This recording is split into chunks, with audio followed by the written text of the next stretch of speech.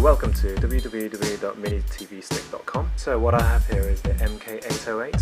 What I'm going to do in this video is just go through how it's wired together, demo of some common applications, BBC iPlayer, Gmail, Netflix, YouTube, those kind of things. I'll then point out some of the new features and highlight some of the negatives. Finally, I'll let you know what I think about it in general. So it's come in this plastic box. As you can see, there's no Android logo. So what do you get in the box? First of all, obviously you get the MK808 stick, mini USB adapter. In fact, this one's broken. There's a HDMI cable here, caps. There's a mini USB to a USB cable, a power adapter too.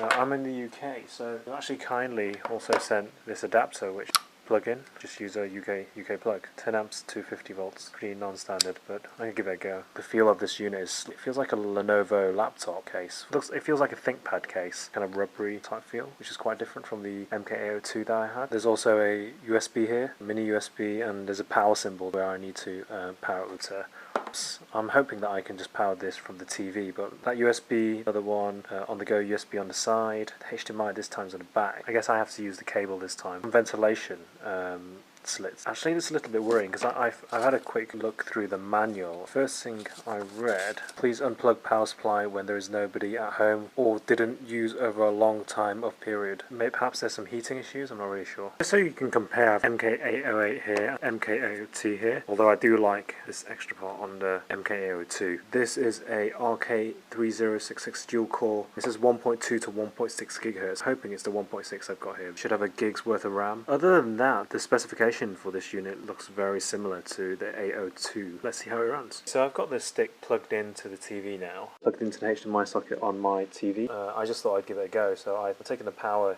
USB here, just plugged it straight into the USB on the back of my TV. Surprisingly, it actually worked. I'm not sure how it works because my understanding is that USB only gives 500 milliamps, whereas the plug actually gives an amp. 32 seconds or so. RC11 seems to work fine. Unfortunately, and I don't know if you can tell, but it's actually all in Chinese. I've just gone to settings and it's gone down to this option. First option here, English United Kingdom, and it's all changed. That was easy. I've just connected up to the internet full signal. Look at just a few seconds, very much similar to previous version of Android. Browser is really quick. I just click on it and pretty much instant. I mean, let me just close that. Came with the voice search application here, and it also came with sound recorder, but then it doesn't really work because I don't have a mic. I've also noticed that the scrolling is much nicer. There is an option to change to 1080p, so I'm just going to select that and see what happens. Check that again, and yeah, it's on 1080p now. It was so quick it just crashed.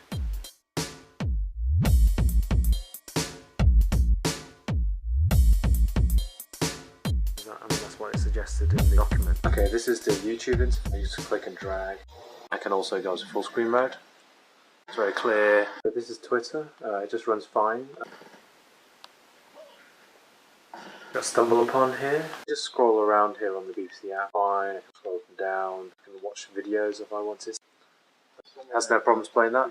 So eBay's already logged in. And yeah, I can just scroll through. No problems with eBay. Go back. Buy it, watch it. I've got Netflix here as well. Unfortunately, I don't have an account, but as you can see, it's loads fine. I've seen other videos where Netflix is working. Okay, so you can see there's a problem immediately because I can't click on both eyes at the same time. Here's the mini TV stick website, and that just works fine as well. A bit of videos on YouTube seems to have no problem playing as well. Yeah, that one. Okay, so I've actually downloaded for the Hunger Games to rent it out, so I'm just going to see if this works. Okay, let's see. And oh no, there's sound as well.